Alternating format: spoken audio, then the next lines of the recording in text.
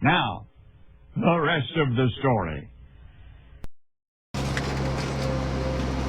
Welcome back to the rest of the story. Full disclosure, using a different microphone. I'm trying out one that my Uncle Carl got me. Normally you see me using this guy, but if the camera's acting kind of wonky, it's probably because I don't have the back cover in. So, that probably helps. We're cleaning out the outside barn lot at Rockville.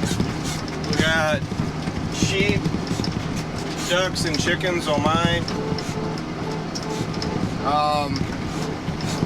I guess it's just August stuff. The way the crops are looking, I'm starting to hear more and more people say that September going to be harvesting corn, beans, and whatnot. The current projection for us is about 3.5 weeks, and we could be harvesting soybeans. Back in 18 we did. We were running like 12% moisture beans out of the field the last week of September. But then we also got rained out of the field for 2.5 weeks. Which I don't really want that, but at this point I'll take an early harvest. Just for the simple fact that it'd be nice to, if we can get good yields, harvest done early, fall tillage done, corn fodder made. It's dry. I mean, there's just, we were able to produce a crop, but it's dry. Hearing more and more here lately that people are pulling their cattle off pastures, or they're having to haul hay out to their cows in the pastures because pastures are dried up, and there's plenty of people out there that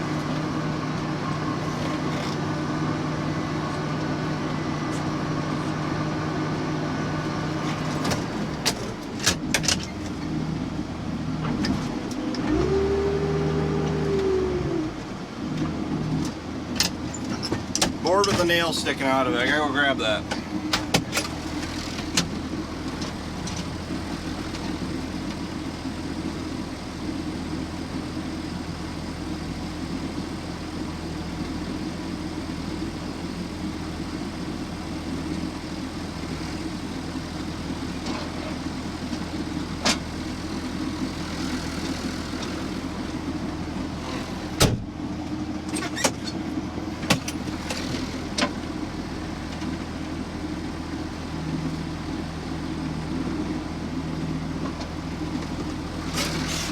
I already had one flat tire in the 70 or the 46. I don't need one on the 76. This stuff is basically compost. You know, it's what was left over from what was being fed earlier this spring. So it's got the corn fodder and a bunch of hay in it. And my recycling crew, I pushed it up into a pile, let it compost a little bit and break down, and I'm spreading it on a grass strip experiment. Well, this wasn't an experiment when we put it into the ground, but it's just not performing like it should. Really none of that grass is that we planted 2 years ago. So we're spreading manure on this. It's going to get ripped up this fall. We're either going to do one of two things. We're going to seed it down to a row crop for a year and then come back through the following year and seed it down to alfalfa heavily. The low alfalfa rates is pretty much where we're at there as far as why we were having so much problems or such a hard time getting our alfalfa stands to actually take, because when we were milking, we were planting 20 to 30 pounds the acre of alfalfa. We dropped it down to 12 because that's what alfalfa naturally thins down to. See if I can't get Ryan with manure spinner. That sounded kind of maniacal. I didn't do it on purpose, I promise. That's what he gets for not watching where he's driving. You'll always yield for the bigger equipment, and right now, Big Brother Travis wins. Going too fast, so. I am putting this stuff on pretty heavy, but it could use it. We don't really have a whole lot of places we can haul manure in the middle of the summer other than, pasture ground, but the problem is when you're taking the corn fodder and the bedding, the residue, and hay, the stuff that the cattle spill out or they pull out of the feeders and the manure they produce, I'd rather see it go back onto the crop ground than see it dumped out into the pastures, because granted, you do help. Well, you can see it in the pastures where you're spreading manure.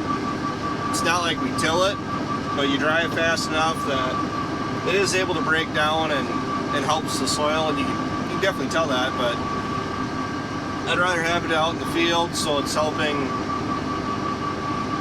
the crops out, the row crops and whatnot.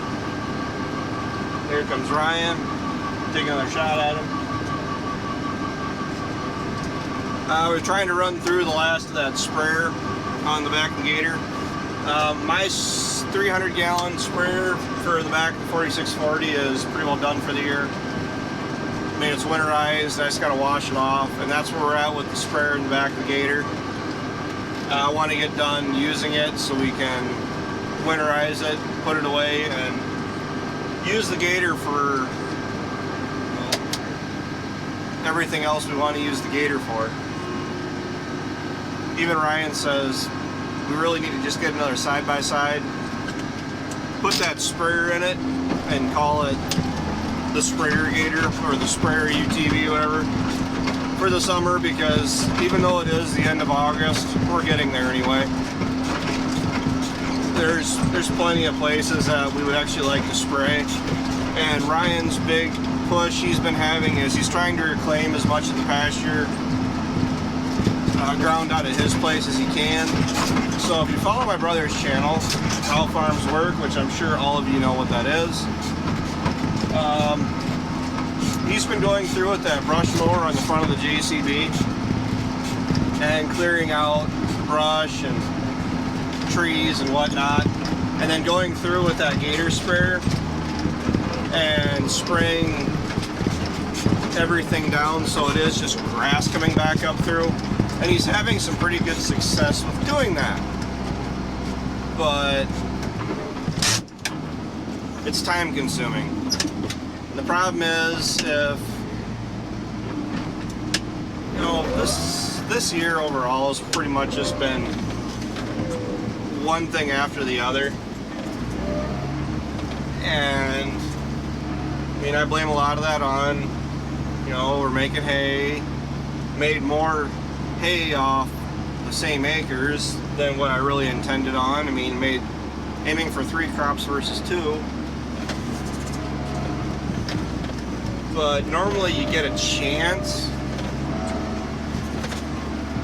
to do a bunch of random odd jobs. And we hung some gates yesterday, and I got a lot of posts down at my place that we could just replace without having to replace the fences. But the thing is, I also have a bunch of machines that I gotta work on. That case chisel plow, we gotta get the gang hung back on that one. That one will be done. We gotta get that deer chisel plow out.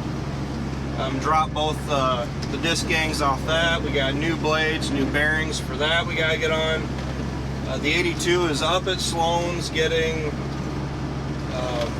a new SCV block put on it, which I could have done. It really wasn't, I don't think it's that bad. Oh, just bolt it, unbolt it, and be done. But I was also told that you have to make sure that you torque this, that, everything right. Otherwise, I've been doing this pretty flawlessly.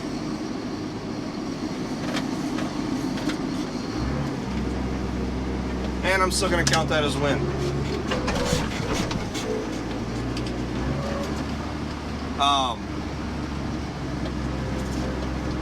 The SCV has to be torqued down just right, otherwise I say it could bind and cause issues. It's just simpler just to have them do it. It's warranted for a year, as opposed to me doing it where if I ruin it or I don't torque it right or something doesn't work right, and then that's on me and I gotta pay for everything twice. So that warranty's worth something. The 82 doesn't get used a lot, but it gets used the most in the fall coming up, and we want to be able to use all the SCVs on it. Ever since we've had that tractor, it had us 4 SCVs. The place that we got it from, it came from Florida. That's where it spent the first 1,800 hours of its life. I don't know what it was for. I think it was a co-op or whatever else, but one of the SCV blocks, like the barrels on each side, were rusted pretty well solid. And we've never been able to use it. So we're buying the tractor. I mean, it's our tractor. And it's getting to the point where the last however many years, it'd be nice where 1, 2, and because it's SCV number 3, where you could use 1, 2, 3 versus you have to reach back and get number 4, which is actually back by your elbow more. And you know, it's not much, but it's an inconvenience or a convenience issue. And I'm not the one that runs that tractor that much. I think last year I ran it for what, 28 hours straight through that one day. I was running that coon chisel, but I started at what, 9 that morning, and I ran until what, 8 or 9 the following night. Just ran straight through. That was probably the most I ran that 82 last year. Otherwise it's normally Dad and Ryan, because in the spring I'm planting, in the fall I'm not against running the VT in the fall. Like I'll work down stalks or whatnot, but usually I'm running the 46 in the chisel plow, so it's not that big of a deal. I mean, I don't mind running any of our tractors. It's just everyone around here is capable of running everything, and that's just kind of how it goes. So I'm about done, or I'm about to head out for another round, and I don't have enough to talk for another trip. So you guys are watching the rest of the story. I hope this microphone works, or at least you can hear me. Might change up the cab videos a little bit if that's the case. So until next time, take care, take it easy, keep in touch. I'll talk to you guys later.